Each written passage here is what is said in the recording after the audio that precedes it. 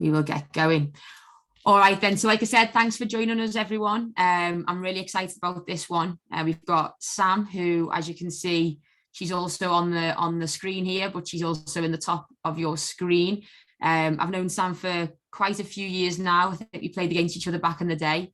Sam will tell you a little bit more about her journey, but she is currently working at the FA and also at Derby County Women's Team. So Sam, before I go on talking too much and ruining your introduction, I'll let you take it away. Thank you. Cool, thank you. Just double check page, can everyone hear me okay? Yeah, cool. Yeah, just first of all, a massive thank you for obviously having me on. A real pleasure to just come and share some ideas, kind of a little bit about me, etc., etc. And please don't think that what I'm going to present today is the answer to everything, because it definitely isn't. But if it gives you a few tools, few ideas to take away and try, then yeah, that's brilliant. So first of all, who am I? So I'm Samantha Griffiths. On a day-to-day basis, I kind of wear two hats. So I work full-time for the Football Association, and my job pretty much entails delivering coach education. So I deliver, I've literally just said to Paige, I've literally just finished delivering our UEFA B, our last day of block 4, where all the coaches have presented their journeys, which is really nice and really emotional to see some of the highs and lows of a coach's journey. And I pretty much work predominantly in the women and girls game. So my main role is trying to get more females involved in football, especially through the coaching side of things. So that's my day-to-day job.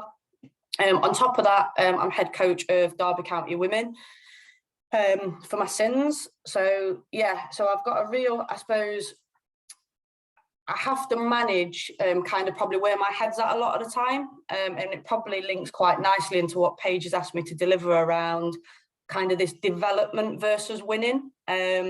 What's more important? What are the trade-offs?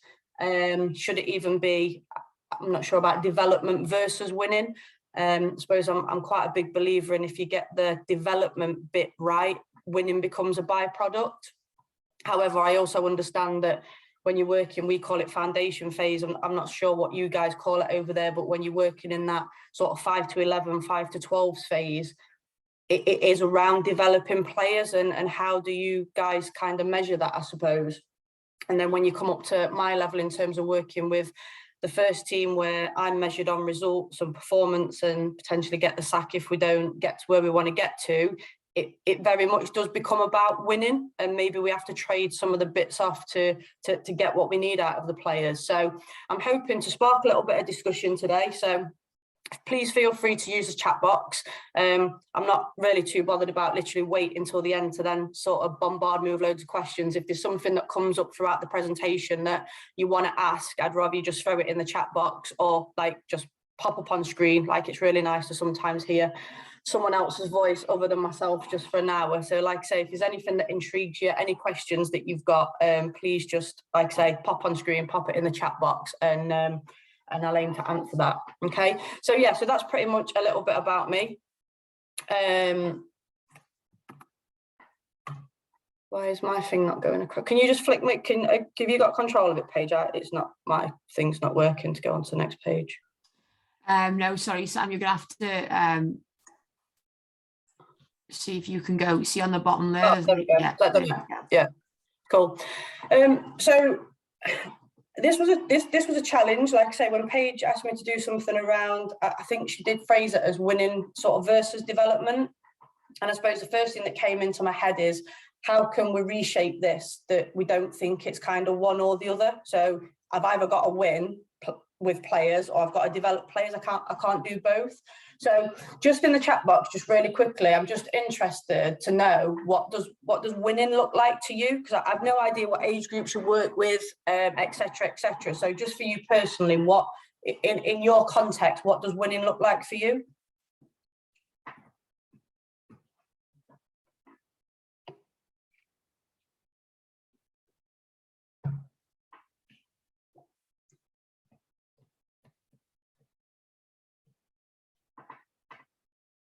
See lots of people's fingers or eyes off the screen, which is great, which means there's stuff coming in. Cool, so what have we got?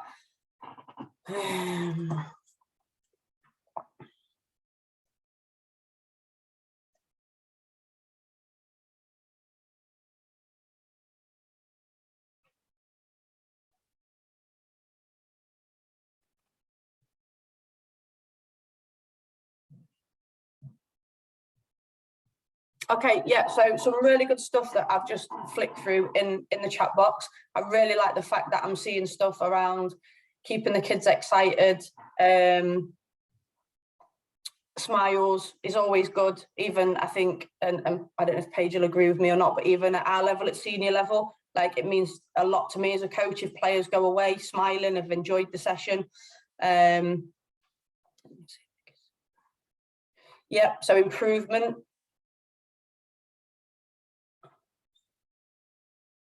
Third grade, what's third grade, Paige? Just in context for me. U9. Okay. Okay, so that's how the kids define winning, of scoring the most goals. That's interesting.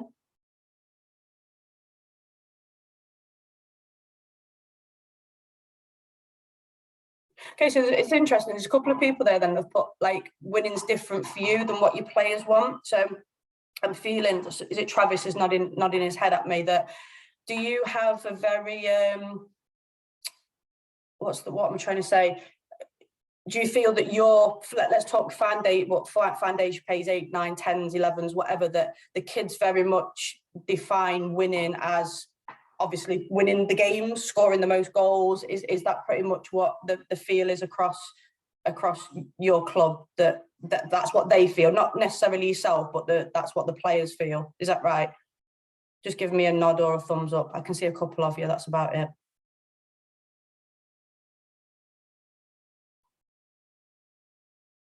Okay, interesting. Okay, so we're gonna unpick this a little bit further. And like I say, there's no right or wrongs with this. This is just me throwing some of my opinions out there, and giving you some ideas of potentially how to take forward. Okay, so you've written in the chat box around what potentially winning might look like to you, what it might look like to the players. So what does development look like to you? Okay, so if you just pop what you think development looks like in the chat box.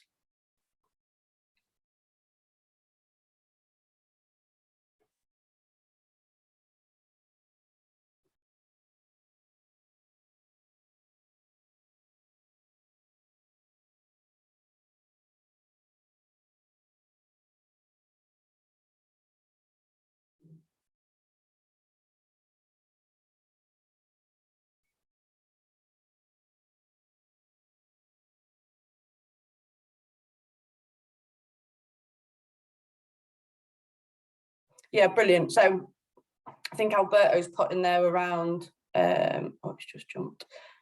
Basically seeing a bit of progress. So seeing some of the stuff that you do with the kids, it's really nice as a coach, isn't it, to put a session on, have game day Saturday, Sunday, or whenever you guys play, and then see it sort of brought to life a little bit. I think that's quite a nice sort of feeling as a coach, really. I'm just going to shut my dog, because my dog's going to go nuts. Sorry.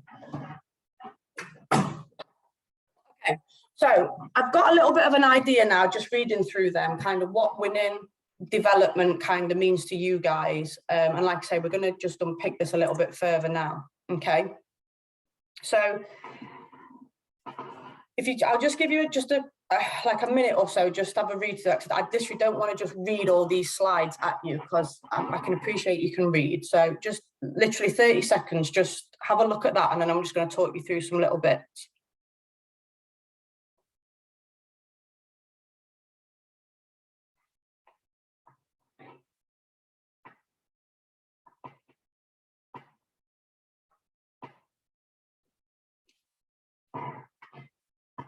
So I think if you look at this slide, from an FA's perspective, these are the 3 areas of kind of work, age groups that we work with. So we work 5 to 11s, which we kind of class as foundation phase, 12 to 16s, which is our kind of youth development phase, if you like, and then 16 plus, which is professional kind of professional phase, if you like. And I suppose through each one of these stages, there's different things to consider. So depending on kind of, like say, which age group you work with, when we talk about developing players, these are probably some considerations that we need to think about when we're working with them. So especially things like growth spurts. So naturally what happens with a lot of growth spurts when you're coaching youngsters, my little boy, he's 13 soon, and he's literally going through a growth spurt. And I know that because I only bought him like some joggers the other week and he's nearly out of them already. So I know he's going through a growth spurt. Now he plays a little bit and he looks a little bit gangly and very uncoordinated at the minute and will quite easily kick somebody by accident. So I think there's all these things to kind of take into consideration when our young kids are going through growth spurts, that they just look a little bit unnatural in some of the things they might be doing. And this is not something that needs to be coached or anything else. It's just something to be mindful of as they're going through these developmental stages. Body image changes for any of you that work in the female game, or if you've got any female players that you work with, it's probably one of the biggest challenges, probably around that 12 to 16, where they start to develop as females. Some put a little bit more weight on than others, and it becomes a real sort of body conscious. And then we'll go into kind of the four corners. Just give me a nod, Paige, or a shake of the head. Do you guys cover the four corners in any of your coaching qualifications or not? It's not as spoken about as it is back home, right. But I think most people on this call will know what they are. Right. Okay, cool. So four corners. So you've got your tech-tat, your psych-social, and kind of your physical. So I suppose that body image for female players is really quite important in that social and that psych corner. And then again, excuse me, because I don't know the formats that you play, but our formats are across the bottom. So we start with 5v5 with the little ears, go through 7v7, 9v9 and 11v11. And that's a challenge for some of our kids. So when the offside rule starts getting put in there, when all of a sudden they go from playing a 3 at the back, then they've got, actually we go to a back 4. So we have full backs kind of in there, et cetera, et cetera. So we've just actually written a new CPD module ready for next season to help coaches with this, because it's some of the feedback that we're getting that our coaches really struggle with. Well, how do we help the kids go from 5v5 to 7v7? And I suppose a byproduct of that negatively for us is that as they do go through the formats, they obviously sign more players because they obviously need more players to play, which then probably means is there more players sat on a bench. Which we don't want players sat on a bench. We want our kids to be playing kind of as much as possible. So they're just some considerations in terms of the actual developmental stages for the kids that you might be working with.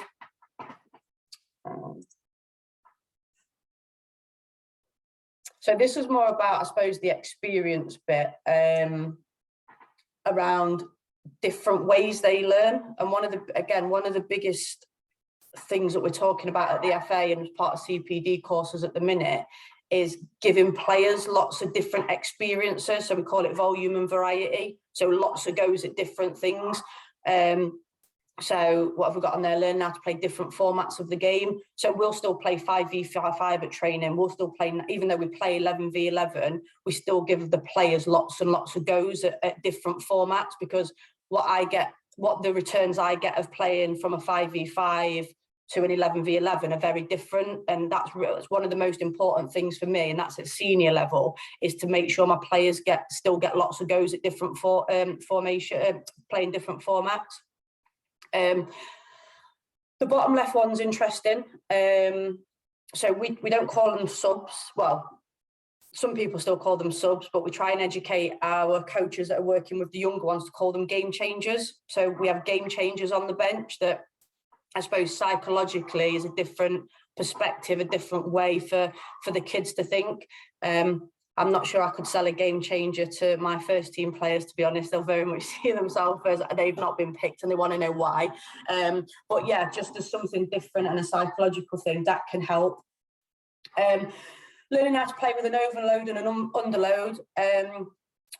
When we run our courses, unless coaches feel confident that they've got a 5v5 or 6v6, they panic a little bit, and their natural go-to is very much, I'll join in. So if I've got 11, I'll make up the 12 and we'll play 6v6.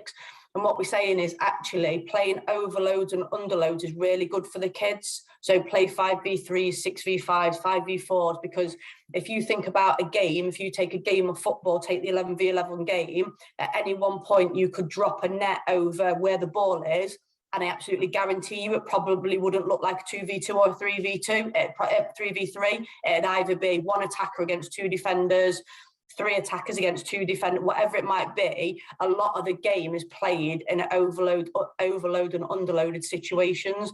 So giving the kids lots of goes at that is really good. What else have we got on there? I always find this one at the top quite interesting, learning different positions. I don't know, as a club, if you have a philosophy around if players rotate, if they have lots of goes in different positions. Our what we try and share through our coach ed courses as good practice, doesn't mean it's right, it's just an FA's good practice model, is that giving them lots of goes in different positions in that foundation phase is really important. In my personal opinion, as they come out the foundation phase, so as I start to hit 12, 13, 14, probably need to be thinking about, if I want to be a defender, it's probably a good age now that I need to learn how to defend. So I need lots of goes at playing a fullback, playing a centre half, whatever it might be. But that's probably just my opinion. Whereas I think anything before that, 5 to 11s, let them have loads of goes at different positions, scoring goals, defending, running box to box, playing inside, playing outside, whatever it might look like. And then one of the last ones, I suppose, around learning how to play on different surfaces is really interesting, because we play a lot of, we've got a big drive on futsal at the minute. I don't know if that's something that you guys do out there, but basically on a hard court with a non-bouncy ball, playing on courts, concrete, grass, astro, different things. And apparently there's been a lot of research done at the minute that's really helping kids develop as well by playing on different surfaces. So just some ideas on there around just different ways that really helps our kids develop through different experiences. So this was the four corner that I was alluding to earlier, even though this slide's not in a four corner model.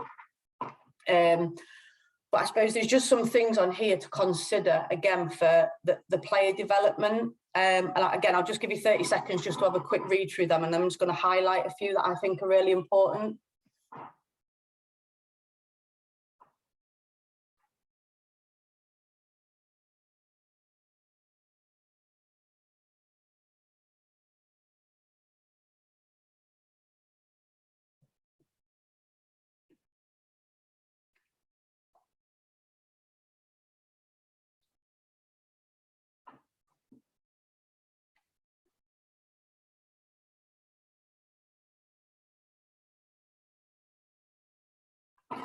So if we look in sort of the tech corner, I suppose this is your football type stuff.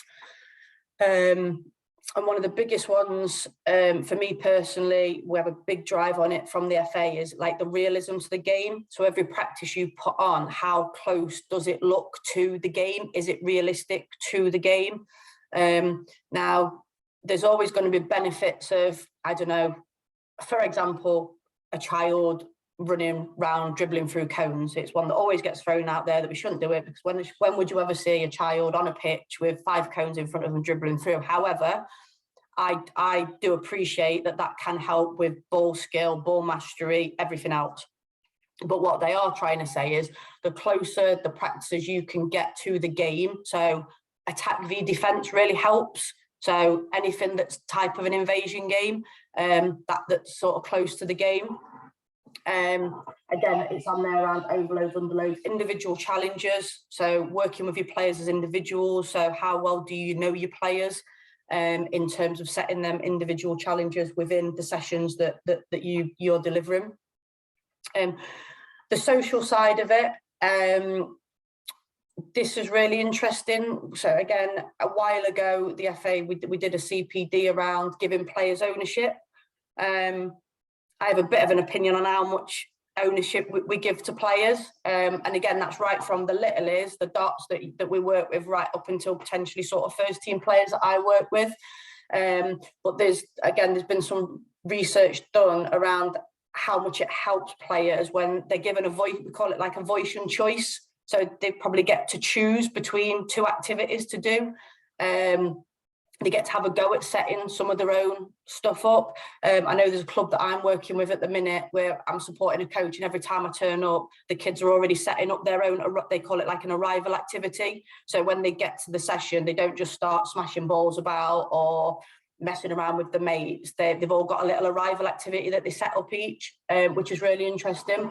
So giving them opportunities to do that, giving them opportunities to lead, so those leadership type skills is really important. So I don't know how your captain, are they called captains in America? Yeah, you do call them captains in America, but things like letting them all have a go at being captain, or giving them, I don't know, if you're playing a game, giving them all a little responsibility around something, and sometimes that helps bring some of the quieter ones out. So again, I don't know the kids that you work with, but a club that I was working with the other week, they got a really quiet two little girls that don't say anything. So they've actually bought an extra couple of like armbands, and they wear the armbands to play in, and they're given responsibility around just a bit of organisation and stuff. So when you talk about individual challenges and personal care, they're really focused on really trying to help bring those two little girls out of themselves a little bit. Again, the psych stuff, lots of decision making. So again, I don't know how much you know around sort of, we call them like constant, variable and random practices. So a constant practice would be me and Paige passing a ball backwards and forwards between ourselves with nothing else. That would be a constant practice. A variable practice would be me and Paige passing a ball to ourselves with Alberto and Michelle passing a ball across us. So there's basically a bit of interference. And then a random practice would be probably me and Paige playing against you two. Sorry, it's just because I can see you two on my screen. That's why I'm saying you two. So what we say, the further we go up towards random practices is closer to realism to the game. So it helps the players with their decision making. And again, encouragement of mistakes. Again, probably at my level, I don't want us to make too many mistakes, because it costs us goals. And again, even at the younger age groups, this is where I suppose as a club, it's really important to have a philosophy. Do you encourage, would you want your kids doing Cruyff turns in your 18-yard box? Some do, which is great, because they want the players to play with freedom. They want the defenders to be confident. Then there's other clubs that I work with that go like, no, we really try and educate our kids at a very young age that, like, in these areas, we don't do that sort of stuff. And again, that's one for debate for the FA to go wherever they want with it. But in my opinion, I don't think there's a right or wrong. And I think that's down to you as a club, as a team, what your philosophy, your playing style is, as long as the children understand that. And then lastly, physical. And you can probably tell me more about the physical corner than I know, because I know, like, you Americans are probably more hot on. Me and Paige just having a chat before you all came on around this physical corner and the importance of it. And the only thing that I'd sort of say about that is, from our point of view in England, and I don't know how the school system works in America, but the kids don't do as much PE as they used to in terms of the curriculum type stuff. And they don't play out on the streets as much, because they sat behind computers and everything else. So developing this ABCs, your agility, balance and coordination, is really big for us in terms of the warm-up type activities. So not necessarily getting them with a ball, but at the minute we're having a big push on things like pushing and pulling. So we've got activities around like getting hold of a cone or a bib where I have to pull, you have to push, we have to try and knock each other off balance. Playing lots of tag and chase games, so dodging, weaving, etc., etc. So we really try and encourage our coaches to have a real go at using those first 15 minutes to really try and develop the children's ABCs, because they're probably not getting it elsewhere. If you want something interesting, if you get your kids to have a running race backwards, see how many fall over, it's really interesting.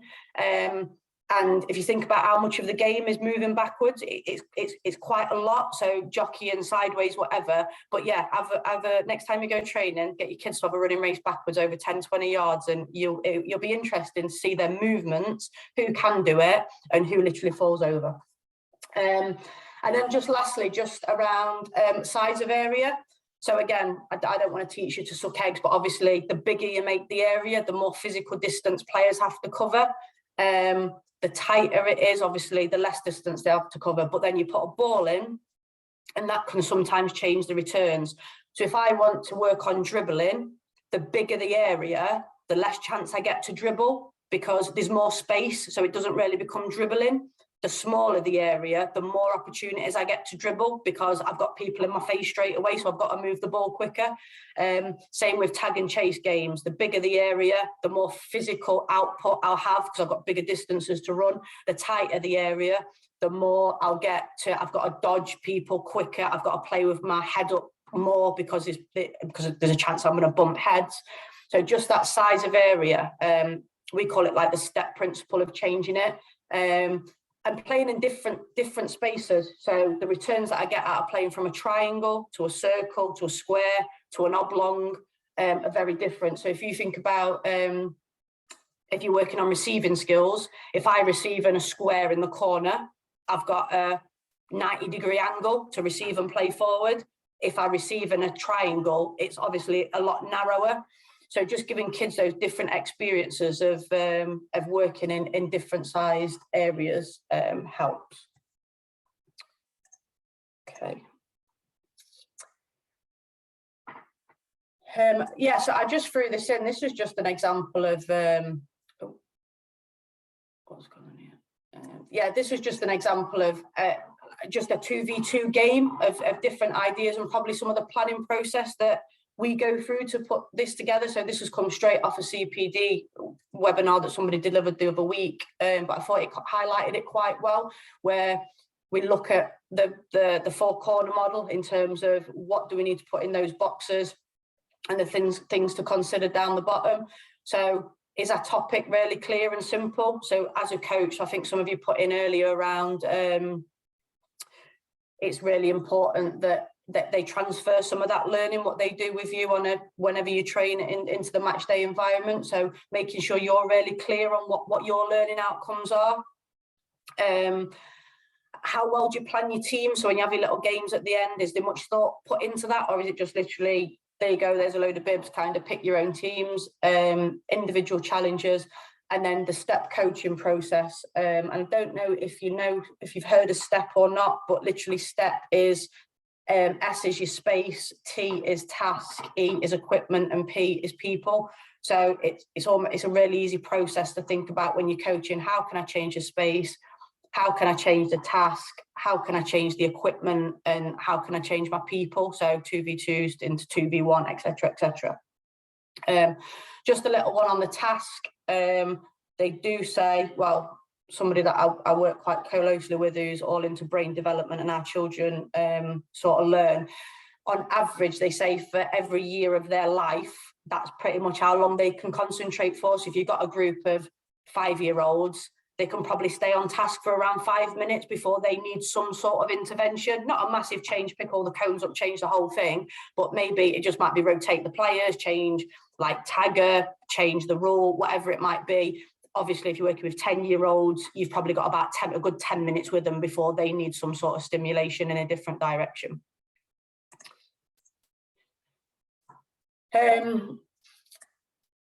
This was hot off the press, so this was part of the new UEFA C. So we've just rewritten our old level 2, and it's now the UEFA C. And I just thought it was a really interesting slide in terms of how primary, so our youth players learn. So again, I'll just give you like 30 seconds to read through that rather than me reading through everyone. And then just as a coach, like what they need.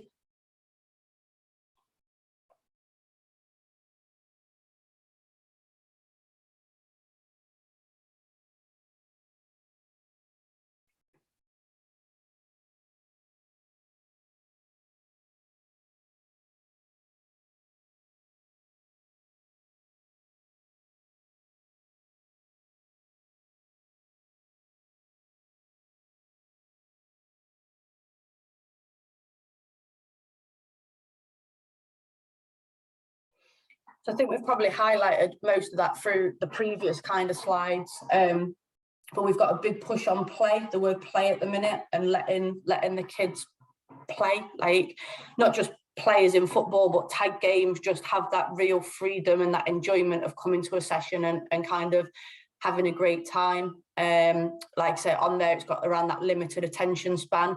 So I think sometimes as coaches, and I've done it in the past, working with young players getting frustrated if they're not concentrating, or you see their minds going elsewhere, or they're getting bored, they're probably just telling you that they're ready to do kind of something different. And then as a coach, I'm sure you all do this. I think sometimes we don't realise how much we do or don't do it. So lots of praise. I was working with someone the other week who told me that it's all they do is praise, praise, praise.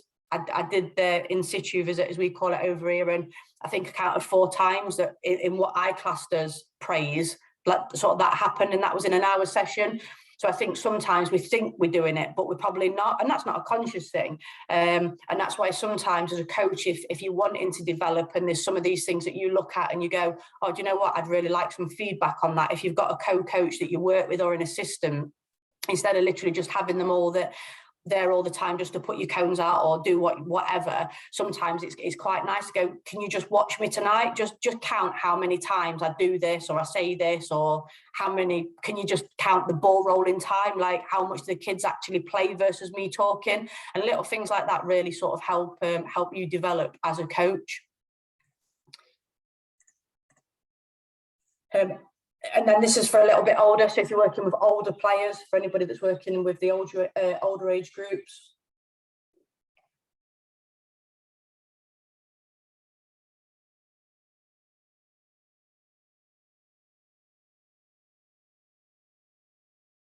I think this is really important, the 1, 2, 3, the 4th one down for teenage players that like the feeling of belonging to a group, team and club. It's probably just starting to become there. And the littles are like it as well, but probably more for teenagers. And I'm probably thinking females as well. They really like to feel a part of a group and a team, like that's their kind of go-to. So trying to create that environment is really important. Mood swings, hey, we all have them. And that one's on both of them around talk to them, not at them. So I think sometimes as coaches, we can be guilty, and I do it, where you just talk at players rather than to them. And to them's like a two-way process. You're looking for feedback and to get things back, as opposed to just kind of tell. And there will be time and a place, and that's probably where I guess this winning versus development mentality comes in, because I suppose at my level, when it is very much about winning, we probably don't have time to do some of the question and answer and really the guided discovery type stuff. It's got to be, we need you to do this, this and this now. Whereas working in a developmental phase, you have got more time to have those conversations, and the kids have got more time to have a go and kind of give you their feelings and expressions, and probably make a mistake 2 or 3 times before they come up with the answer.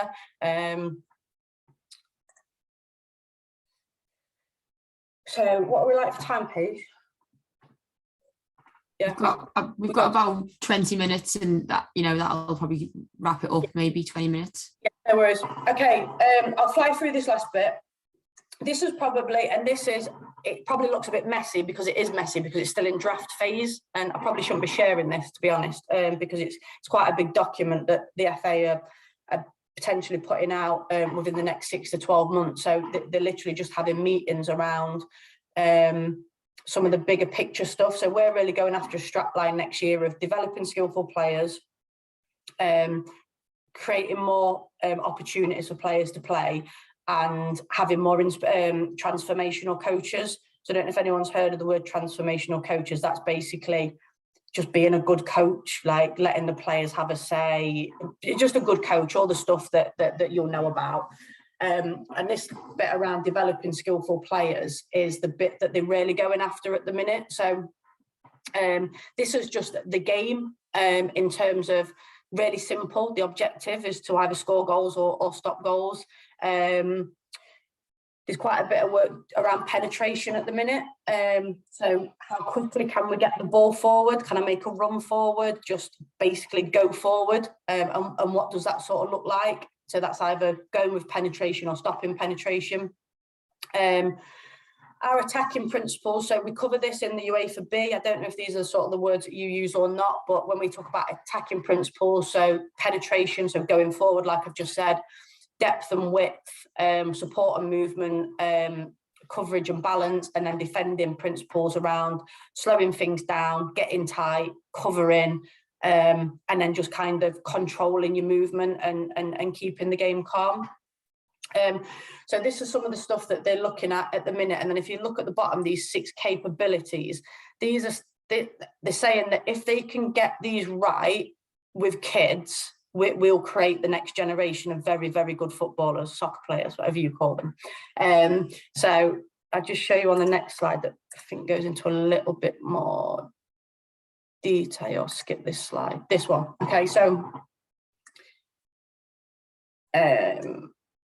all this down the side is, like I say, that's all draft type stuff, but this is a really useful model in terms of really helping the kids with positioning. So what is positioning? So body orientation, location. So where am I on the pitch? What sort of shape do I need my body to put myself in, whether I'll be receiving, playing forward, defending, making a run forward, really helping the kids get a understanding of the body and the shape that it needs to be in different situations. Scanning. So if you look at some of your top players, they never stop checking the shoulders. And we're probably finding that kids aren't great at this. So we've got to help them get better.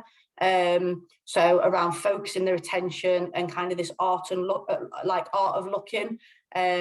So little things like a really simple practice that I do with some of the littlies is just get them to race round, shout stop. And as soon as they stop, they've got to tell you whoever's behind them, and so they've got to be checking all the time. So if you're running around and I go stop, I'll go, Alberto, who's behind your left shoulder, who's behind your right shoulder? You've got to be able to tell me. So all of a sudden they're naturally running around and they're having to check the shoulders, because if you get picked up, you're gonna have a forfeit if you don't know who's behind you. Okay, so little things like that is how we're trying to help the kids get better at scanning. Deception.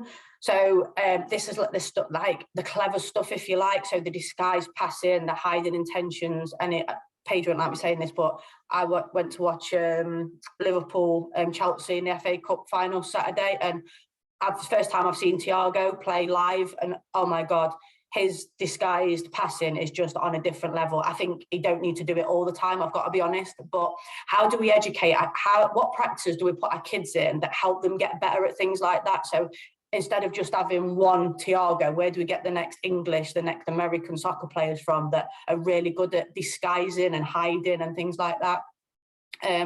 Helping kids with the timing, so choosing when to do things, how to do things, and that's sensing the moment to act. So I suppose things like that come in. So if you think about intercepting as a defender, what sessions do we put on to help defenders go, I recognise that's a good opportunity, I can get in front of you to nick that ball. Techniques is pretty much, it is what it is. So they're calling them weapons at work. So that'll be striking a ball, heading a ball, all the techniques of the different things. And then just the movement. So the football movement activities. So the hopping, skipping, jumping, the biomechanics, ABCs. So I suppose in short, we're kind of going, if we can help all the kids from a very, very early age get really good at these 6 things, we think we'll produce skillful players. And it's important to go skillful players is not just about a Thiago or somebody who can do a step over and beat a player. This is around developing skillful defenders as well. So defending's a skill as well. So timing of tackles, intercepting, it's developing the all-round skillful player. And I think sometimes when we talk about skillful players, we just think attacking, and we're trying to get coaches to think about defending as well. So just lastly, before I kind of throw it over to you, if you've got any questions, I know we've talked a little bit around competitive, like winning versus defending. And I think if you can bring out competitiveness in your training sessions, I think it helps with your winning mindset. It helps with development. So we've already talked about attack versus defense. Things like point systems, where the kids have got to go after points to win a game. It starts to develop that. I need to beat you. I want to get more points than you. Timed activities, so learning to compete against themselves as well as others. So it's not just always about, can I beat Paige in this? Well, what was my last score? How do I beat my last score? I'm a big believer if we can start to educate players around just be better than yourself. So we talk to our senior players around be better than you were last week, or when you run the yo-yo or you run the 2K this time, you've got to beat your last. Don't worry about what the other people are doing. Compete with yourself. High tempo, so creating high tempo environments, and that comes from you as a coach, encouraging motivation, practice design. I've put this in there, and again, I'm not sure this is probably an FA thing. It's probably more of me with my Derby hat on. I do like to play with consequences. My players have to learn to understand that if we lose a game, there's probably a consequence. We either fall down the table, I get the sack, something happens, there's always a consequence. So in terms of losing a game, we always do some sort of either be some sort of forfeit, it'll be a run, it'll be something, but there'll always be some sort of consequence for any sort of games or competitive activities that we have. And little is like this as well, to be fair. I'm not saying they have to run them. It can be someone's got to sing a song, it can be someone's got to bring some sweets next week, but sometimes just giving them something to think about at a young age, that actually sometimes there is a consequence if we don't do very well.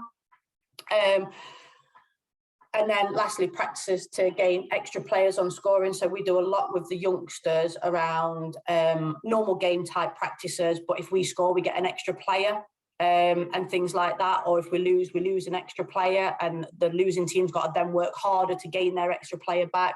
And this all comes down to, I guess, practice design and using different things.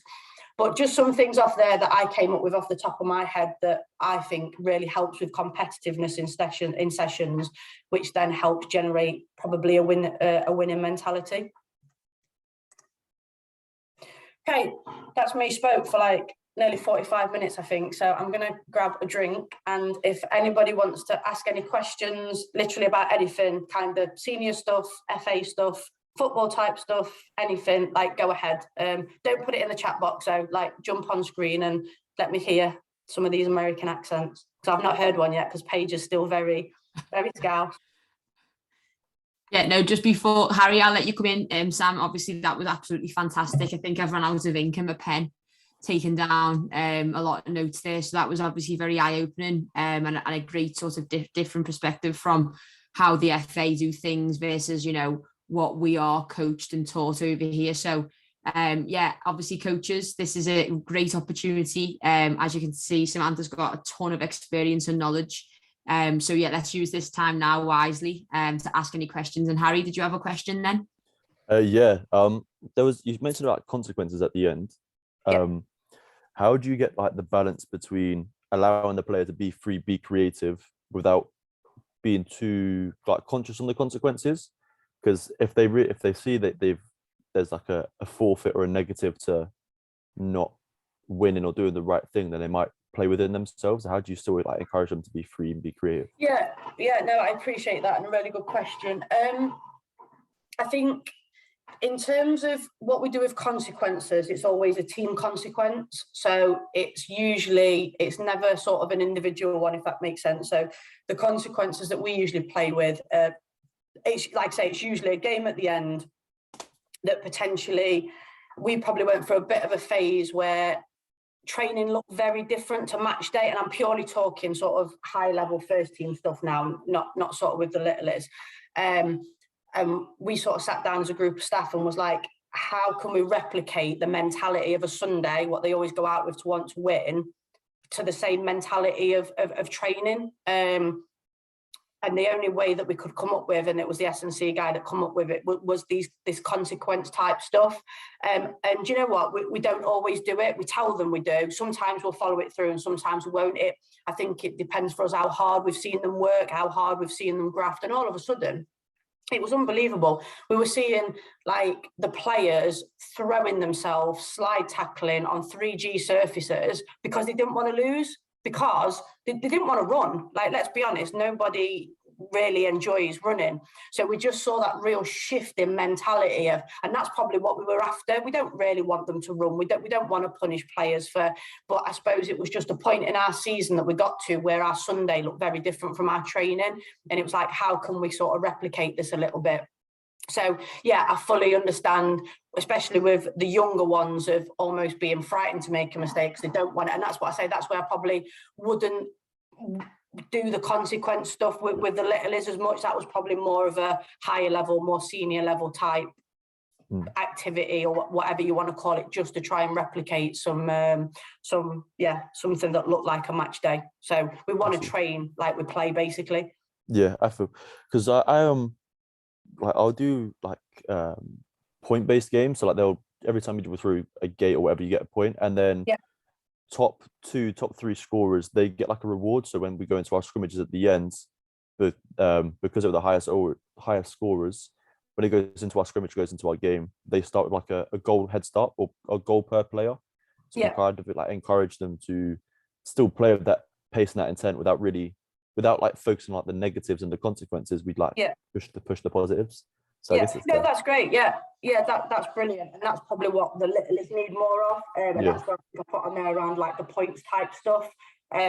Because you're not going to motivate senior players by going, you get a point if you run through that gate. But absolutely with the kids, and do you know what? One of the biggest things that I learned with working with the littlies is you've got to be on that as well, and know who's got what points, because they will go, well, how many points have we got? And they know, like, if you've missed a point or if you've not counted properly. So you have to be accountable as a coach as well.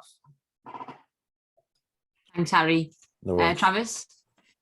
I'll give you your first dose of an American accent. That last one was not an American accent, was it? I know, right? It was so disappointing to just hear, another, okay. So I am gonna try to tap into your deep knowledge of coaching girls. I've been coaching girls for many years now, and your comment about the importance of the social environment and the importance of feeling part of a team, it completely resonates with my experience. I think one consequence of that I've seen over the years is that means at practice, the girls are really reluctant to get stuck in on each other, right? Because I mean, I've literally just 2 nights ago had a player who tackled, made 3 successful tackles, completely clean, completely within the laws of the game. And every single time said, "I'm sorry," to the person that she tackled the ball from. And I said, no more sorries. Like, you're playing soccer, it's okay, right? But and we can maybe set aside why girls may be more prone to doing this, and there's a whole discussion to be had around that, but for whatever reason, it is true. And I wonder how you approach the physical aspect of the game, particularly with young girls who are trying to cope with these competing desires of playing a physical sport, but also wanting to be kind to their friends and their teammates, right? Yeah, no, I can totally resonate with that. In fact, I had the conversation literally yesterday with one of my friends whose little girl plays in a female football team. And they actually had a friendly against a boys team, a couple of years younger, the boys team, where I think Summer plays for an under 9s team, and they played like an under 7s. And my mate rang me and was like, "I've never seen Summer tackle like she did with the boys." She went, "I don't get it, because when she plays with the girls, she doesn't do it." And she said, I asked her, like, what? And she says, "Mummy, boys can take it, girls can't." So it's really interesting from like a player's point of view of how they perceive, because Summer can obviously tackle and wants to tackle, but she obviously feels that she don't want to hurt a girl, but she feels that boys can take it. So I think taking a ball away sometimes and trying to put them in lots of different varieties. We talked about them tag chase games of like bib tag, where they've got to start grabbing. So to win the game, you've got to grab the bib out of someone's shorts, and just starting to slowly drip feed, that sort of thing. So you talked about the push-pull games, like getting them to hold on to each other's hands and wrists and try and pull each other over cones. I think little things like that can help them start to understand that it's okay to be physical. It's okay to sometimes push, to sort of sometimes pull. I do think it's a very common female trait across it. It would be interesting to see. I don't know if you do mix or not, but it is something that we do quite a lot over here, where we'll happily mix sort of boys and girls. So it would be interesting if you do have, like, what age group do you coach? What age group are they, Travis? They're all 12 years old right now. 12, yeah. So it'd be interesting, like, if you ever did have an opportunity to play against like a 9s or 10s boys, to see if your female players would react any differently to that, just to sort of see how they get on. And actually, it probably wouldn't hurt for maybe a boy to push one of them over, because they'll either go, I really don't like that, or, yeah, do you know what, I'm going to get you back. So it's probably it's probably trying to support them, developing them physically, but also probably mentally as well. So I think like things like the different pull push games, tag chase games, bib games, where they're learning that and dropping them into that boy environment where you've got a chance to go, do you know what, if you don't tackle hard, you've probably got a bit more chance of getting hurt, because you're probably at that age, to be fair, if they're 12, that start looking after themselves a little bit, just starting to go into kind of that next phase. But yeah, that's just purely from my point of view of where I'd probably try and head with it. Great, thank you. Lee? Hello, this has been great. Thank you for doing this. I've been doing a lot of 2-on-2 games, break the team up, lots of 2-on-2 based on some training that Paige had me do. And it's been amazing. But I think I've gotten as much out of it as I'm going to get. What would you recommend is the next sort of basic setup that I can use over and over to try to teach a lot of different things beyond the 2v2?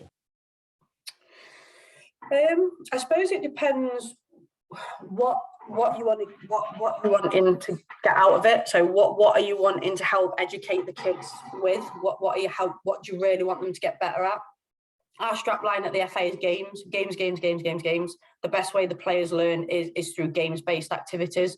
So if you look at the 6 disciplines that are put up, they say the only way that you're really going to get them is by playing games, whether that be 2v2, 3v3, 4v4.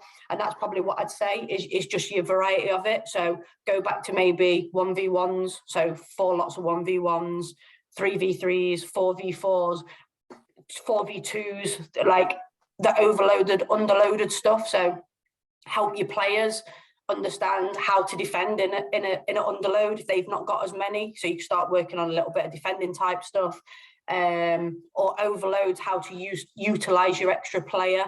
But don't be frightened to do exactly what you've just done. And it's really refreshing as a coach, to be fair, to hear you go, I've absolutely exhausted it and done as much as I can. Because what we find over here, we get coaches that will do, I've done shooting this week, now I've got to do passing. That because the kid, in English heads, kids get bored. So we have to change the topic constantly every week. Whereas I think sometimes doing what you're doing in terms of going 2v2s, I'm going to hammer this as much as I can.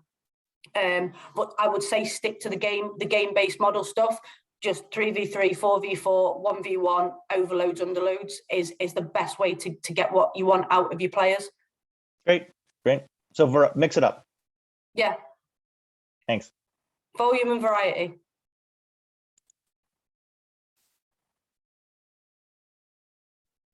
Any other questions, guys? Alberto? You mentioned a lot about, obviously, you have to recreate game situations, so the 1v1s, 2v2s, underloads and overloads.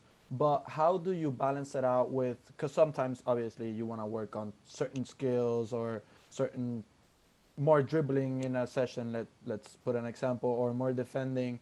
How do you balance it out, like working on those specific skills that you want to work on and the game realistic drills?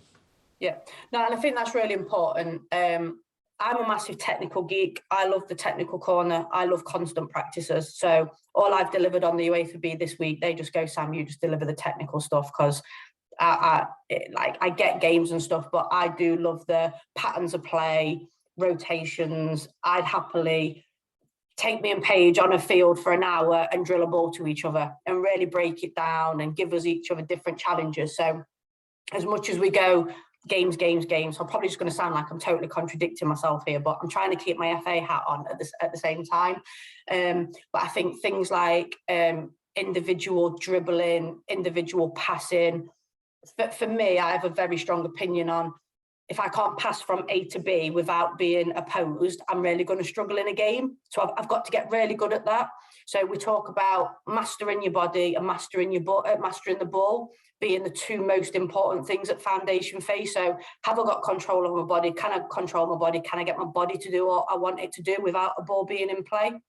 Once I've got that, now I've got a job. I've got to control my body, understand my body with this external object at my feet as well. So I think what you've just said about getting a balance is right. It is about getting a balance. And I think as long as the kids are getting some game time, some experiences of those decision-making skills, if you really feel that some of your players need that more, just me and a ball, I would fully support that. If it, like say, if it's dribbling, if it's passing, whatever it might be, those constant practices are just as important. I suppose for you as a coach, you've got a toolbox, you've got all your tools in your toolbox, and you just take out what you need at the right time to help your players. So some weeks they might need more individual type stuff. Other weeks, they might need more game type stuff. Other weeks, it might be that we're preparing for quite a big game, actually, in this 7v7. So we're actually just going to play 7v7 for the whole hour because I really need to get my two midfielders, like, combining a little bit better. So it really is this variety. We talk about variety all the time. There's no right answer apart from, if you're struggling with something or you're not quite sure how to get something out, just put the kids in a game, let them play. Thank you. Brilliant. And Jeff, we will finish with your question. Hi. I've coached a bunch of 10-year-old boys, and I think one of the challenges that I face with them is getting them to think about the whole field and using the whole field. They're still tending to cluster, holding a position is still a challenge to them, some more than others. But I'm wondering if you have any suggestions on how to encourage them to think about, you have this whole field at your disposal, take advantage of it. Yeah, so this goes back to one of the previous slides around, at that age, they don't really have a great awareness of space. So you could put them on the biggest pitch, you could put them on Wembley and they would still make the pitch as big as they want to make it. That's just how kids are. I did some work with a club a couple of months ago, actually. These were a little bit younger than under 10, because she was really pulling her hair out with the kids wouldn't spread out. Bearing in mind, these were only 6 and 7, so they probably got even less spatial awareness than sort of your under 10s. But and we did some work on zones. So we actually zoned the pitch out and kind of got them to occupy areas. So they weren't locked in, because I don't really like to lock kids in, because I don't think that's right, because that's not how football's played. But we got them to think about zones that they might occupy. So when the ball's here, if I'm a defender, I might try and make sure that I cover these spaces. So yeah, things like zones can help. So drawing the pitch out for them, there might be 8 squares on the pitch, or it might even be 4. You might just even go into 4 quarters, and at any one time we have to have somebody in each zone, if you like. So that naturally will help them start to think about, well, I need to cover this position, even the ball's right over there, I need to cover this area.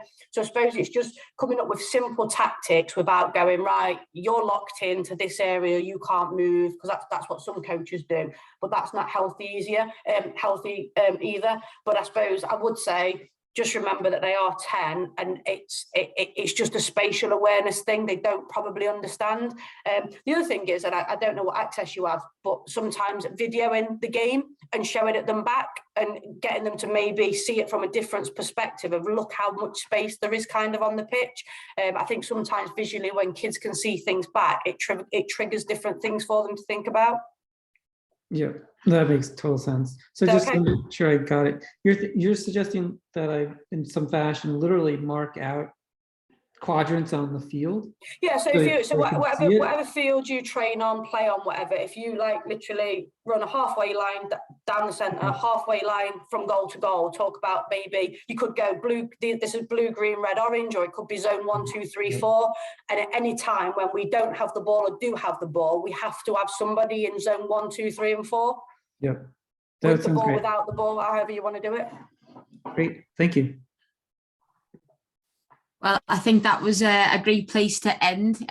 Sam, obviously a big thank you for doing this. That was really, really insightful. And I'm sure our coaches that couldn't get on, we've got over 2,000 players in the club and over 350 volunteer coaches. So this will be definitely going out to them.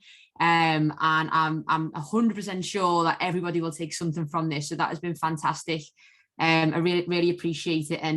And the door is always open here in Arlington Soccer Club. If you do manage your way over to Boston, we'll get you in for someday for sure. No worries. No, appreciate that. Thank you very much for having me on. Good luck to everybody. Cheers.